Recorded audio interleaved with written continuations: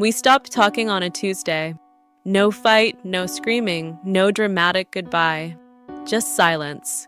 And the strange part is, at the time, it didn't even feel like a big moment. There was no clear ending, no closure, no final sentence that said, "This is over." It just faded. Sighs, and I told myself it was fine. I told myself this is what happens. People drift apart. Life gets busy. Priorities change. It's normal. It happens to everyone. But what happened after that silence? I wasn't ready for it.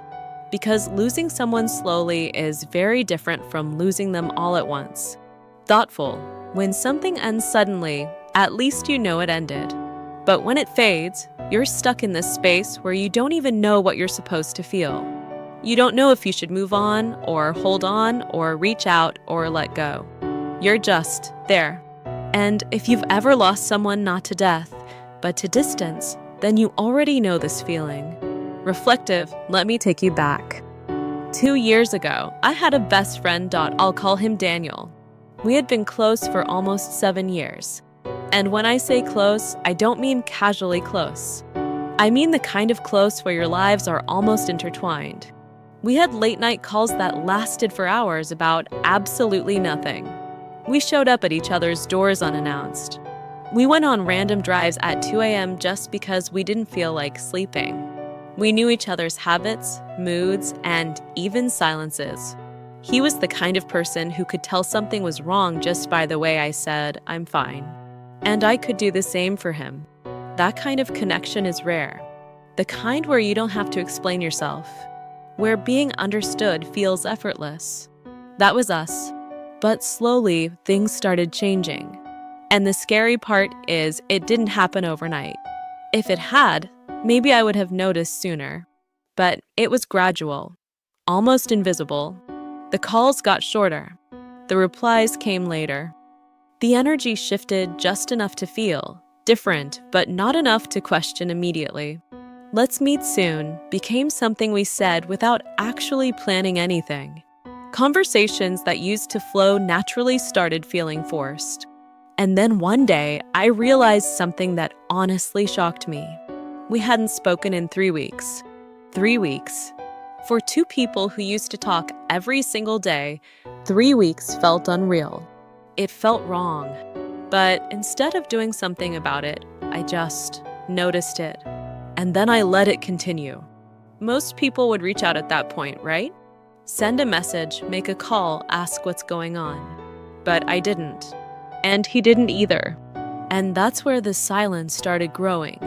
3 weeks turned into 2 months. 2 months turned into longer.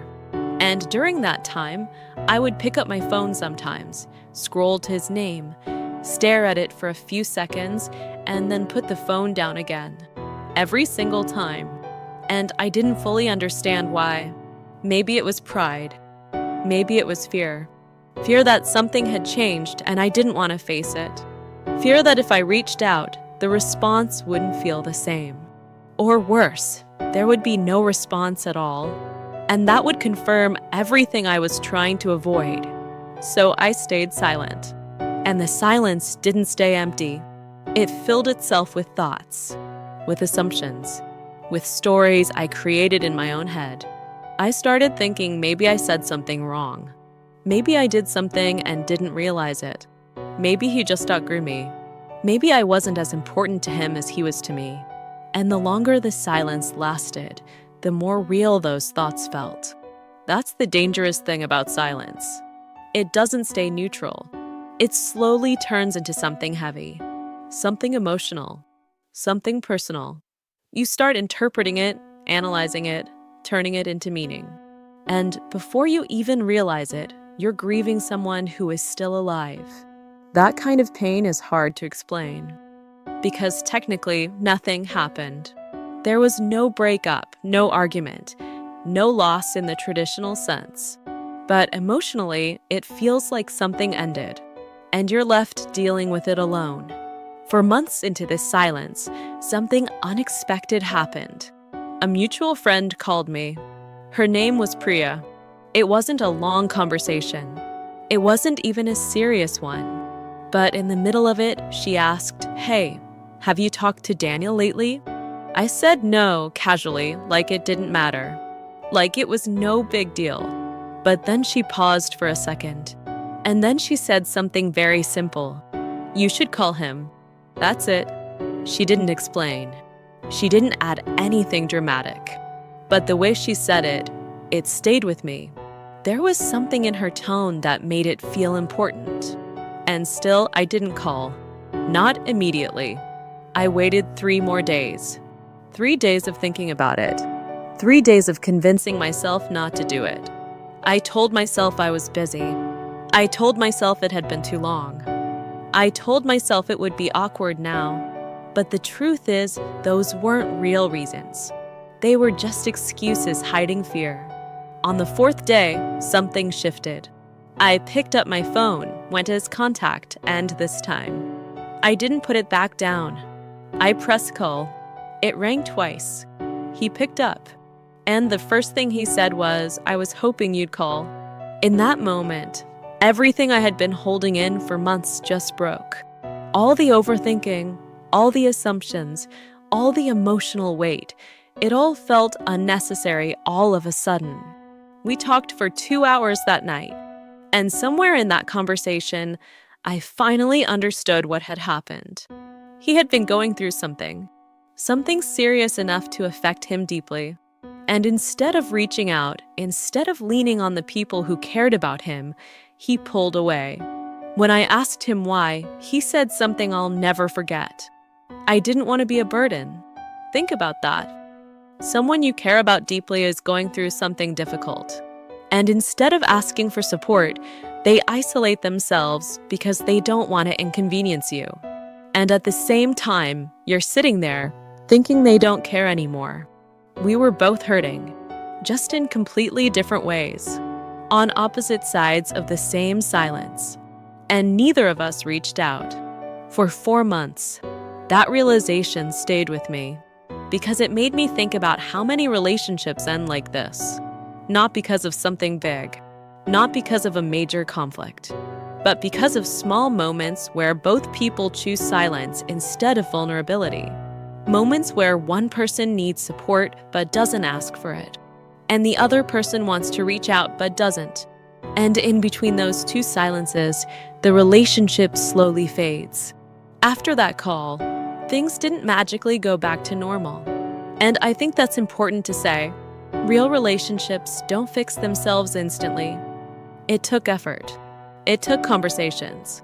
It took uncomfortable moments where we had to be honest with each other. We met again, sat across from each other, talked through things, rebuilt trust. Slowly, but we did it. And the reason we could do it was because one of us finally broke the silence. Just one moment of courage. A few weeks later, he told me something that honestly stayed with me more than anything else. He said that during those months, there were nights where he felt completely alone. Nights where everything felt heavy. And during those moments, he would scroll through his contacts, looking for someone to call. And my name would come up. But he didn't call, because he had convinced himself that I had moved on, that I didn't care anymore, that the silence meant the connection was gone. Meanwhile, I was sitting there thinking the exact same thing. We were both wrong. We were one phone call away from each other the entire time. That thought still hits me sometimes. How many people are living that reality right now? Sitting alone, thinking someone doesn't care, while the other person is thinking the same thing. How many relationships are stuck in that space, waiting for someone to make the first move? So let me ask you something. Is there someone in your life you've gone quiet with? Someone you think about, but you haven't reached out to?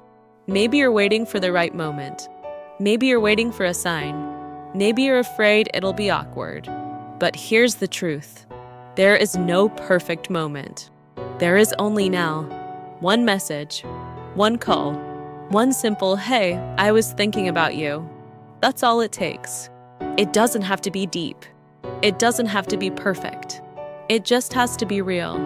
Because on the other side of your silence, there might be someone who hasn't forgotten you. someone who still cares, someone who's just as afraid to reach out as you are. Don't let silence make the decision for you. Don't let time turn something meaningful into something distant.